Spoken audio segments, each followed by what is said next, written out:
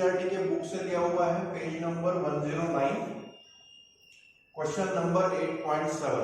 ठीक है, उसका गिवन मैंने यहाँ पे आपके लिए लिख दिया है। वो क्वेश्चन जो है उसमें आपको बोला गया है कि कोई एक व्हीकल है, जिस व्हीकल को फिलहाल कोई स्पीड से भी वो रन कर रहा है और बाद में मैंने उसको ब्रेक अप्लाई कर दिए और उसके बाद जाके वो हमारा व्हीकल रुक जाता है 2 सेकंड में।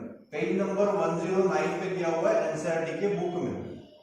ठीक है, तो उसने बोला है कि फिलहाल व्हीकल किसी स्पीड से चल रहा है, बाद में मैंने ब्रेक अप्लाई किया और ब्रेक अप्लाई करने के बाद वो 2 सेकंड में आपका व्हीकल रुक जाएगा। इस तरह से है। तो हमको क्या क्या मालूम है? इनिशियल वेलोसिटी हमको नहीं मालूम, क्योंकि उसने बताया नहीं है कि वो फिलहाल व्हीकल कौन से स्पीड से चल रहा है। तो मैंने यू को मुझे मालूम नहीं है तो क्वेश्चन मार्क लगा दिया। उसके बाद एक्सेलरेशन उसने हमको बताया है कि 6 मीटर पर सेकंड से मैंने गाड़ी की स्पीड को कम किया हुआ है। मतलब एक्सेलरेशन नहीं है, ये डिसेलरेशन है। गाड़ी की स्पीड को अगर आप कम करते हो उसकी ओरिजिनल स्पीड से, तो इसको डिसेलरेशन भी बोला जाता है और उसको आप लोग हमेशा माइनस में लिखते हो, और इसीलिए मैंने यहाँ पे इसको लिखा है -6 मीटर पर सेकंड स्क्वायर। एंड देन आपने ब्रेक अप्लाई करने के बाद आपको मालूम है कि थोड़ी देर में जाके आपकी गाड़ी रुक जाएगी, तो इसीलिए मैंने वेलोसिटी जो है फाइनल उसको ले लिया है 0। तो उसने पूछा है कि कितना डिस्टेंस वो लेगा अपने वेलोसिटी को 0 करने के लिए, मतलब डिस्प्लेसमेंट या फिर डिस्टेंस जो है वो भी उसने आपको इस क्वेश्चन के अंदर पूछा है। क्वेश्चन सबको समझ में आ गया क्या? यस और नो? माइक ऑन करके मत बताओ, क्योंकि माइक पर जो सुनाई नहीं देगा चैट बॉक्स में लिखो। यस, ओके, समझ में आ गया आपको क्वेश्चन? अभी हमको इसके अंदर फॉर्मूले लगाने हैं अलग अलग और उसको सॉल्व करके देखना। तो कौन सा फॉर्मूला लगा सकते हो बताओ? कौन सा फॉर्मूला लगाने से हम लोग यहाँ पे u की वैल्यू को फाइंड आउट कर सकते हैं, उसके बाद में s की वैल्यू को फाइंड आउट कर सकते हैं? बताओ फॉर्मूला पहले कौन सा यूज करोगे? मैंने यहाँ पे लिख लिया s is equal to ut plus half of at square. इसमें मुझे सब कुछ वैल्यूज पता है, क्या चेक कर लेता हूँ। u की वैल्यू मुझको मालूम नहीं है और s की वैल्यू भी मुझको मालूम नहीं है। तो इस फॉर्मूले को कैसे यूज करोगे? जब आपको s भी नहीं मालूम है और आपको u भी नहीं मालूम है, तो इस फॉर्मूले से हम लोग निकाल ही नहीं सकते, है ना। आपको पहले u को निकालना पड़ेगा, तभी जाके आप इस फॉर्मूले से s को निकाल पाओगे। तो u कैसे निकालोगे बताओ? बताओ, इस फॉर्मूले से नहीं निकलेगा, क्योंकि ना तो आपको u मालूम है ना आपको s मालूम है, तो इसको यूज नहीं कर सकते। तो कौन सा फॉर्मूला यूज करोगे जिससे आपको पहले u मिल जाए और u मिलने के बाद फिर हम लोग बाकी निकाल लें? पहले एक्सेलरेशन से निकलेंगे। चलो पहले एक्सेलरेशन वाला फॉर्मूला यूज करने के लिए बोल रहे हैं। कौन सा formula? a is equal to distance upon time दे दिया। ये थोड़ा फॉर्मूला, ये कहां से नया फॉर्मूला बना दिया? बताओ कौन सा फॉर्मूला यूज करोगे जिससे हम लोग को एक्सेलरेशन u की वैल्यू मिल जाए? v is equal to u plus at। चलो इस वाले फॉर्मूले को यूज करके देखते हैं। v is equal to u plus at। लगाओ, इसमें कौन सी वैल्यू मालूम है मुझको? v की वैल्यू 0 मालूम है। हाँ, v is equal to u plus at। चलो सही है, इसको यूज करके देखते हैं। तो v की वैल्यू मुझको मालूम है, 0 इसमें पुट कर दी। u की वैल्यू मेरे को मालूम नहीं है, u की जगह पे u लिख लिया। a की वैल्यू मुझको मालूम है -6, तो यहाँ पे लिखूंगा -6 इंटू टाइम भी मुझको दिया हुआ है 2, तो उसकी जगह पे लिखता हूँ 2। ठीक है, अब इसको सॉल्व करेंगे। ठीक है, दिखाई नहीं दे रहा होगा आपको शायद, हाँ अभी दिख रहा होगा। इसके सामने इधर सॉल्व करता हूं मैं। तो देखो हमारे पास में है -6 इंटू u, तो ये हो गया 0 इज इक्वल टू -6u। नहीं, ये वाला प्लस में है तो ये u एज इट इज रहेगा, इसको आप मल्टीप्लाई नहीं कर सकते। उस साइड में जो टर्म है वो मल्टीप्लाई हो जाएगी, तो -6 इंटू 2 ये हो गया -12। सही है, और -10 इक्वल टू से इस साइड में अगर आ जाएगा तो u की वैल्यू हो जाएगी 12 मीटर पर सेकंड। u जो है वो इनिशियल वेलोसिटी है, तो उसकी वैल्यू आपकी 12 मीटर पर सेकंड आ रही है। आई क्या सभी की सेम उतनी आ रही है क्या? चेक करो सभी का answer u is equal to 12 metre पर सेकंड ही आया है क्या? कि कुछ गलत हुआ? चेक कर लो एक बार। ये सभी का आंसर सेम आया तो बिल्कुल सही। तो आपकी u की वैल्यू यहाँ पे निकल के आ रही है 12 मीटर पर सेकंड। अभी इस वैल्यू को हम लोग इस फॉर्मूले में यूज कर सकते हैं, क्योंकि अभी आपको u मालूम है, तो अभी हम लोग u के जगह पे ये वैल्यू डाल देंगे तो इसकी वैल्यू निकल जाएगी। तो देखो अभी s is equal to ut plus half of 80 square, ये हमारा फॉर्मूला है। वैल्यू पुट करते हैं, u की वैल्यू है 12 इंटू t मुझको मालूम है 2, तो यहाँ पे लिख देता हूँ 2 प्लस हाफ ऑफ a की वैल्यू मुझको मालूम है -6, तो यहाँ पे लिखता हूँ -6 इंटू टी का स्क्वायर, तो t है मेरे पास 2, तो ये हो जाएगा 2 इंटू 2। इसको सॉल्व करो, यहाँ पे ध्यान देना इधर बीच में प्लस है, तो इधर से कोई भी टर्म उधर कट नहीं करेगी। प्लस की इधर वाली टर्म एक दूसरे को कट कर सकती है, उधर की टर्म उधर कट कर सकती है, वो इधर नहीं कर सकती।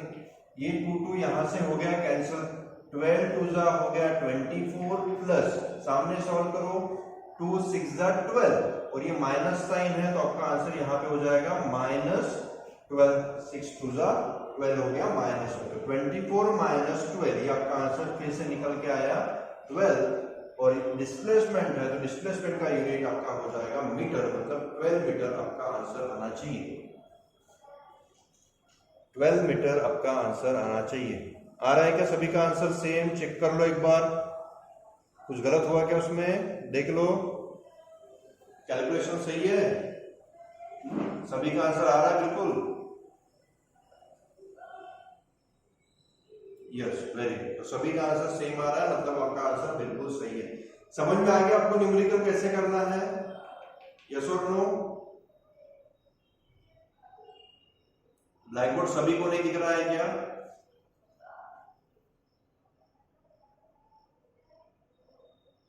मेरे हिसाब से तो दिखना चाहिए, यहाँ पे मैं देख रहा हूँ तो मुझको तो स्क्रीन दिखाई देती है। माइक ऑन करके बातें मत करो, क्योंकि मुझे सुनाई नहीं देगा तो कोई फायदा नहीं है बातें करने का। दिख रहा है वही तो बोल रहा हूँ। तो इस तरह से आप इस न्यूमेरिकल को कर सकते थे, और इसके अलावा जो भी आपके एनसीईआरटी के बुक में क्वेश्चन दिए हैं वो आप करके देखोगे, ठीक है? आपको ट्राई करके देखना है। तो ये न्यूमेरिकल वाला पार्ट हमारा यहाँ पे अभी कंप्लीट हो चुका है। अभी हम लोग नेक्स्ट टॉपिक की तरफ बढ़ते हैं, जो है यूनिफॉर्म सर्कुलर मोशन। तो अभी हम लोग देखेंगे यूनिफॉर्म सर्कुलर मोशन के बारे में। चलो अच्छे से ध्यान दो।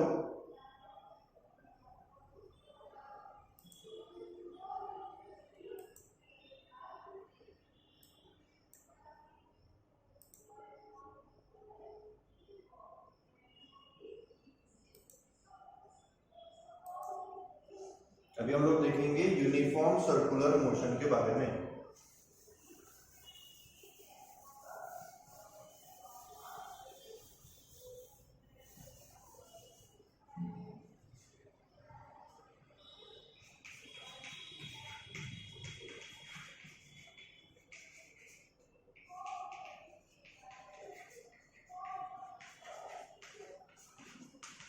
सबसे पहले तो मुझे बताओ यूनिफॉर्म मोशन क्या होता है? बताओ, किसको मालूम है? यूनिफॉर्म मोशन शॉर्ट में अगर लिखना है तो कैसे लिखोगे? माइक ऑन करके मत बताओ, मुझे सुनाई नहीं देगा।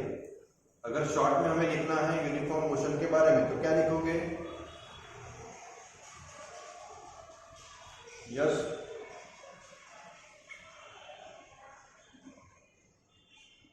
कैसे लिखोगे? Equal distance in equal interval of time, ऐसे हम लोग शॉर्ट में उसको बोल सकते हैं। यूनिफॉर्म मोशन मतलब क्या होता है? If an vehicle is covering equal distance in equal interval of time, तो हम लोग बोल सकते हैं कि वो यूनिफॉर्म मोशन में है। अभी यूनिफॉर्म मोशन के साथ एक एक्स्ट्रा वर्ड यहाँ पे आपको दिखाई पड़ रहा है, वो है सर्कुलर। ठीक है, तो उससे कोई फर्क नहीं पड़ेगा। सर्कुलर मोशन अगर आप ले रहे हो तो सर्कुलर मोशन अगर इक्वल इंटरवल ऑफ टाइम में इक्वल डिस्टेंस कवर हो रहा है तो वो भी हमारा यूनिफॉर्म सर्कुलर मोशन हो जाएगा। तो यूनिफॉर्म सर्कुलर मोशन कुछ अलग नहीं है।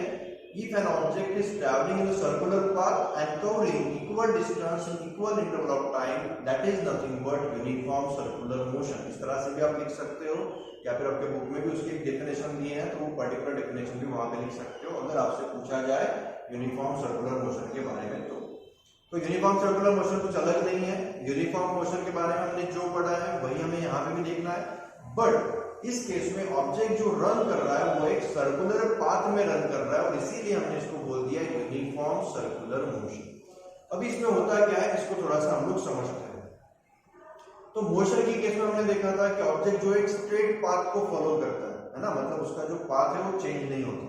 बट अभी यूनिफॉर्म सर्कुलर मोशन की बात करें तो इसमें पाथ तो चेंज हो रहा है। कैसे, देखो जरा, अगर हमारे पास कोई पाथ है जो ट्रायंगुलर शेप का है, देखो यहाँ मैंने डायग्राम बना दी जो ट्रायंगुलर शेप में है, और फॉर एग्जांपल हम लोग जो कोई भी पर्सन है वो इस ट्रायंगुलर शेप वाले पाथ पे रनिंग कर रहा है, तो यहां से लेके यहां तक वो एक सेम पाथ को फॉलो कर रहा है, उसके पाथ में कोई भी चेंज नहीं हुआ। बट उसके बाद उसने सडनली अपने पाथ को चेंज कर लिया, वो इस तरह से दौड़ते हुए गया, बाद में उसने पाथ में अपने आप को इस तरह से भी चेंज करा। मतलब आप बोल सकते हो कि ट्रायंगुलर शेप वाले अगर पाथ पे कोई पर्सन दौड़ रहा है तो वो अपने पाथ को 3 टाइम्स चेंज करता है। यहां से यहाँ तक कांस्टेंट थी, यहाँ पर चेंज हो गई, यहाँ से यहाँ तक फिर से कांस्टेंट है, यहाँ पे चेंज हो गई, और यहाँ से यहाँ तक फिर से कांस्टेंट पाथ पे वो रनिंग है ना। मतलब आप बोल सकते हो कि ट्रायंगुलर शेप अगर है तो उस केस में वो पर्सन 3 टाइम्स अपनी पाथ को चेंज करता है, डायरेक्शन को चेंज करता है। अगर मैं यहाँ पे क्वाड्रिलेटरल ले लूं तो क्वाड्रिलेटरल की केस में आपको 4 टाइम्स इसके डायरेक्शन में चेंज होते हुए देखने को मिलेगा। मतलब इस कंडीशन में क्या है कि ऑब्जेक्ट अपनी डायरेक्शन को या फिर व्हीकल अपनी डायरेक्शन को चेंज कर रहा है 3 टाइम्स, 3 बार वो अपनी डायरेक्शन को चेंज कर रहा था ट्रायंगल के केस में, और 4 बार वो अपनी डायरेक्शन चेंज करा रहा है क्वाड्रिलेटरल के केस में। अगर हम लोग इससे भी आगे बढ़े, हमने यहाँ पे इस तरह से एक शेप ले लिया, ठीक है, इस तरह से शेप ले लिया, तो ये हमारा है ऑक्टागन। तो ऑक्टागन वाले शेप में अगर कोई पर्सन दौड़ रहा है तो उस केस में उसकी पाथ चेंज होगी 8 टाइम्स, वो 8 टाइम्स अपनी पाथ को वहां पे चेंज करने वाला है, ठीक है ना। तो ऐसी कंडीशन में आप लोग क्या बोल सकते हो कि जो उसकी पाथ है वो 8 टाइम्स चेंज हो रही है। मतलब जैसे जैसे आप इसमें उसके साइड्स इंक्रीज करते जाओगे आपके पॉलीगॉन के, वैसे वैसे उसमें नंबर ऑफ डायरेक्शन जो चेंज होने वाली है वो भी चेंज होते जाती है ना। तो इसीलिए मैं क्या बोल सकता हूं कि यूनिफॉर्म सर्कुलर मोशन की केस में, यूनिफॉर्म सर्कुलर मोशन की केस में जब आपका मोशन जो है वो सर्कुलर शेप का हो जाएगा, अभी हमारे पास जो मोशन है वो सर्कुलर शेप का अगर हो जाता है,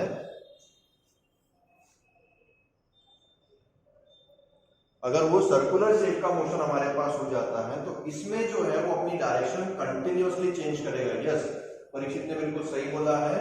इस पोजीशन पे आप देखोगे तो उसकी डायरेक्शन फिलहाल ये है, इस वाली पोजीशन पे देखोगे तो वो इस डायरेक्शन में जा रहा है, इस वाली पोजीशन पे देखोगे तो उसका डायरेक्शन ये है, यहाँ पर कुछ इस डायरेक्शन में जा रहा है, इस वाले पोजीशन पे कुछ और डायरेक्शन में वो जा रहा है। मतलब हम लोग ये बोल सकते हैं कि जब कोई ऑब्जेक्ट एक सर्कुलर पाथ को फॉलो करता है तो उस कंडीशन में उसकी डायरेक्शन कंटिन्यूअसली चेंज होते रहेगी, है ना। इस केस में उसकी स्पीड जो है वो तो सेम रहेगी, मतलब ऑब्जेक्ट एकदम सेम स्पीड से लगातार मोशन करता रहेगा, सेम डिस्टेंस कवर करेगा in same interval of time, but at the same time उसकी डायरेक्शन सेम नहीं है, और इसीलिए हम लोग बोल सकते हैं कि वेलोसिटी जो है वो इस कंडीशन में चेंज होगी। वेलोसिटी इसकी वैरी करेगी, क्योंकि वेलोसिटी 2 चीजों पे डिपेंड करती है, एक तो होता है उसका distance cover in a particular time, और सेकंड होता है उसकी डायरेक्शन। इस केस में distance cover in a particular time तो सेम है बट डायरेक्शन सेम नहीं है, और इसीलिए हम बोल सकते हैं कि अगर कोई ऑब्जेक्ट सर्कुलर मोशन में है या फिर यूनिफॉर्म सर्कुलर मोशन में है तो उस केस में उसकी हर एक लोकेशन पे वेलोसिटी रेगुलरली चेंज होते रहेगी। इतना टॉपिक समझ में आ गया आपको? यूनिफॉर्म मोशन, यूनिफॉर्म मोशन क्या होता है समझ में आ गया? If an object is moving in a circular path and it covering equal distance in equal interval of time, we can say that that object is in uniform motion. समझ में आ गया आपको यूनिफॉर्म मोशन? ठीक है। अभी uniform motion के related एक और हमें फोर्स के बारे में इंफॉर्मेशन देखनी है, उसको बोला जाता है सेंट्रीपिटल फोर्स। अभी ये सेंट्रीपिटल फोर्स क्या है तो वो भी मैं आपको समझा देता हूँ, काफी सिंपल सा है, थोड़ा अच्छे से आगे ध्यान देना। अभी हमको एक टॉपिक समझना है सेंट्रीपिटल फोर्स।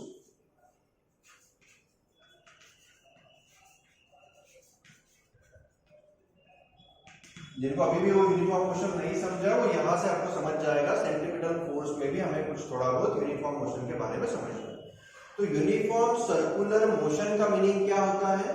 कोई भी ऑब्जेक्ट है जो एक सर्कुलर पाथ को फॉलो कर रहा है, वो यूनिफॉर्मली मूव कर रहा है, मतलब सेम डिस्टेंस कवर कर रहा है in same interval of time. तो ऐसी कंडीशन में हम लोग बोल सकते हैं कि that object is moving in uniform circular motion. Okay, तो अभी क्या होगा? अभी इस केस में क्या होगा हमारा, देखो अभी ऐसी कंडीशन में क्या होगा, हमारे पास जो ऑब्जेक्ट है वो एक सर्कुलर पाथ को फॉलो कर रहा है, सेम स्पीड से यहाँ पे मूवमेंट कर रहा है।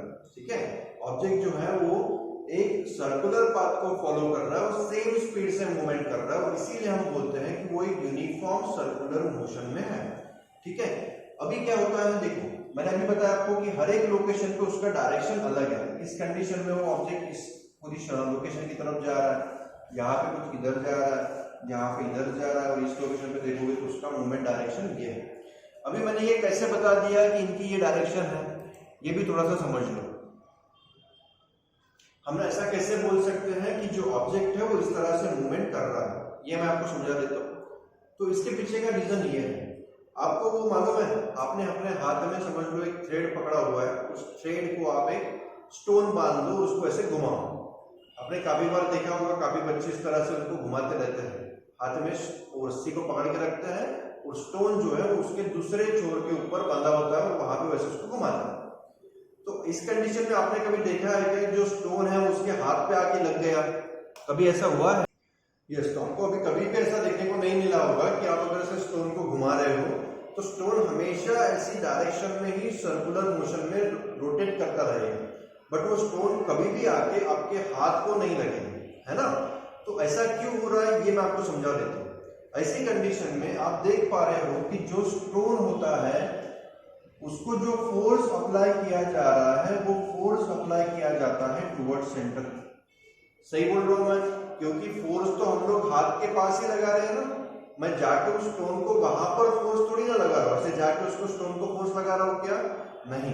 तो मैं क्या करता हूं, सिर्फ उसको हाथ की जगह पे यहीं पे फोर्स लगा रहा हूं, मतलब फोर्स का जो डायरेक्शन है वो है टुवर्ड सेंटर। समझ में आ रहा है? तो ऐसा कोई भी फोर्स जो टुवर्ड सेंटर अप्लाई होता है ऑब्जेक्ट के ऊपर, उसको बोला जाता है सेंट्रीपिटल फोर्स। समझ में आया कि आपको सेंट्रीपिटल फोर्स किसको बोलते हो? If A object is having force towards the centre, उस ऑब्जेक्ट के ऊपर फोर्स जो है वो टुवर्ड्स सेंटर होता है and it's motion is along the tangent, या फिर आप बोल सकते हो टैंजेंशियल फॉर्म में ऑब्जेक्ट मूवमेंट करता है। ये टैंजेंशियल क्या होता है? तो आप देख लो यहाँ पे सर्कल के ऊपर, ये अगर मेरा रेडियस है तो यहाँ पे 90 डिग्री का एंगल बनता है, तो कुछ इसी तरह के 90 डिग्री के एंगल में वो ऑब्जेक्ट का मूवमेंट होता रहता है उसके हर एक लोकेशन के ऊपर। मतलब आप ऐसा बोल सकते हो कि किसी भी ऑब्जेक्ट को अगर सेंटर की तरफ खींचा जाए तो वो ऑब्जेक्ट सेंटर की तरफ नहीं आएगा, तो एक टैंजेंशियल मूवमेंट आपको दिखाएगा, जैसे उस स्टोन की केस में हो रहा था। जब भी आप उसको ऐसे घुमाते हो तो उस केस में ऑब्जेक्ट को फोर्स लग रहा है टुवर्ड सेंटर, बट ऑब्जेक्ट जो मोशन दिखाता है वो टैंजेंशियल दिखाता है, मतलब इस तरह से। कभी भी वो आके आपके हाथ को लगेगा नहीं, मतलब कभी भी आपके हाथों की तरफ उसका मोशन नहीं होगा। तो ये जो फोर्स जो यहाँ पे टुवर्ड सेंटर अप्लाई हो रहा है, इस फोर्स को हमने नाम दिया हुआ है सेंट्रीपिटल फोर्स। किसी को पता है क्या इस तरह का फोर्स तो हमें कहां पे देखने को मिलता होगा? कोई बता सकता है इस तरह का फोर्स और कहां पे रहता होगा? बताओ, मैसेज करके बताओ। सेंट्रीपिटल फोर्स का और कहां पे यूज होता होगा? यहां पे तो हमने देख लिया। यस, परीक्षित ने आंसर किया है सोलर सिस्टम के अंदर, बराबर है। सोलर सिस्टम के अंदर जो सेंटर होता है वहां पे होता है हमारा सन। पता है सभी को, जो हमारा सन है वो होता है सेंटर में, और सन का जो ग्रेविटेशनल फोर्स है वो सभी ऑब्जेक्ट को या फिर सभी प्लैनेट्स को अपनी तरफ खींचने की कोशिश करता है, मतलब फोर्स का डायरेक्शन है टुवर्ड्स सेंटर, है ना? बट उस केस में कभी भी वो प्लैनेट आके सन के साथ टकराते नहीं है। जबकि अगर यहाँ पे वो प्लैनेट है वो इस तरह से मोशन करते रहता है, यहाँ पे आएगा तो उसका मोशन इस तरह से होगा, मतलब वो एक यूनिफॉर्म सर्कुलर मोशन में होता है ना। बाइसिकल के केस में भी आप बोल सकते हो, जो बीच में है ना, जो बीच में हमारा होता है उसके ऊपर पूरा फोर्स होता है, पूरे साइकिल का पूरा प्रेशर उसी के ऊपर आता है। बट उस केस में भी वो जो आप बोल सकते हो कि जो चक्का है, वो जो उसका व्हील है, वो रेगुलरली रोटेट होते रहता है उसके एक्सिस के अराउंड में। इसके अलावा हम लोग देखते हैं हमारे एटम के अंदर भी, एटम के अंदर जो प्रोटॉन्स होते हैं वो इलेक्ट्रॉन्स को अपनी तरफ खींचते हैं, ठीक है ना। क्लॉक में वैसा नहीं होगा, क्लॉक में यूनिफॉर्म मोशन आपको मिल रहा है, बट क्लॉक में आपको कोई उसी को खींच नहीं रहे हो, आपको उसको कोई फोर्स अप्लाई नहीं हो रहा है ना। तो जहां पे भी टुवर्ड्स सेंटर फोर्स अप्लाई हो रहा है उसको हम यहाँ पे कंसिडर कर सकते हैं। तो ऐसा और कहाँ पे होता है, तो हमने एटम में देखा है, ठीक है। उसके अंदर भी जो एटम्स होते हैं उसके अंदर जो प्रोटॉन्स है वो इलेक्ट्रॉन्स को अपनी तरफ खींचते हैं टुवर्ड्स सेंटर, बट वो इलेक्ट्रॉन्स कभी भी टुवर्ड्स सेंटर नहीं आता है, वो मोशन करते रहता है इन अ सर्कुलर पाथ, ठीक है। तो ये सारे एग्जांपल आपके हैं सेंट्रीपिटल फोर्स के। या फिर आप एक आर्टिफिशियल सैटेलाइट का भी एग्जांपल दे सकते हो। आर्टिफिशियल सैटेलाइट जो है वो भी अर्थ के अराउंड में रोटेट होते रहते हैं। जो नेचुरल सैटेलाइट है वो भी अर्थ के अराउंड में या फिर अलग अलग प्लैनेट्स के अराउंड में रोटेट करते हैं ड्यू टू ग्रेविटेशनल फोर्स, और वो ग्रेविटेशनल फोर्स कोई और नहीं है तो क्या है, सेंट्रीपिटल फोर्स ही है, क्योंकि उसके कारण ही वो ऑब्जेक्ट जो है वो रोटेट कर रहा है इन अ सर्कुलर पाथ। समझ में आ गया आपको? यूनिफॉर्म सर्कुलर मोशन वाला टॉपिक समझ में आ गया? कोई दिक्कत है इसमें? Yes, very good. अभी इसके बाद हमको समझना है यूनिफॉर्म सर्कुलर मोशन के ऊपर अगर आपको कोई न्यूमेरिकल पूछा जाए तो वो कैसे सॉल्व करोगे। तो एक न्यूमेरिकल मैं यहाँ पे आपको एक्सप्लेन कर देता हूँ, ठीक है। उसके बाद हमारा ये लेसन जो है वो खत्म हो जाएगा। तो एक न्यूमेरिकल है हमारे पास, देखो, a cyclist goes around a circular track once every 2 minute. एक हमारे पास में एक साइक्लिस्ट है जो सर्कुलर, आप बोल सकते हो, goes around circular track once every 2 minute. एक हमारे पास सर्कुलर ट्रैक है इस तरह से, और इस सर्कुलर ट्रैक के अंदर वो साइक्लिस्ट 2 राउंड लगाता है, ठीक है।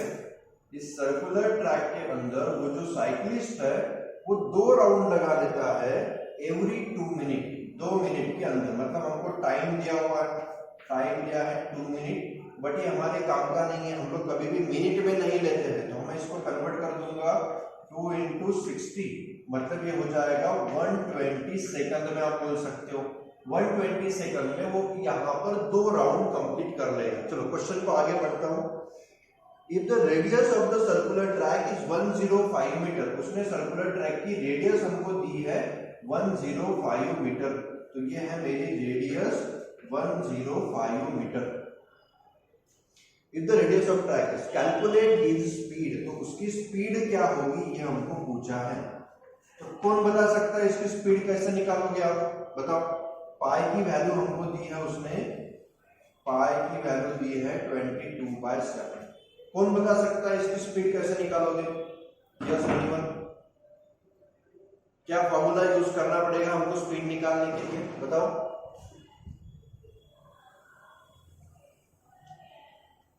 कौन सा फॉर्मूला यूज करोगे स्पीड निकालने के लिए?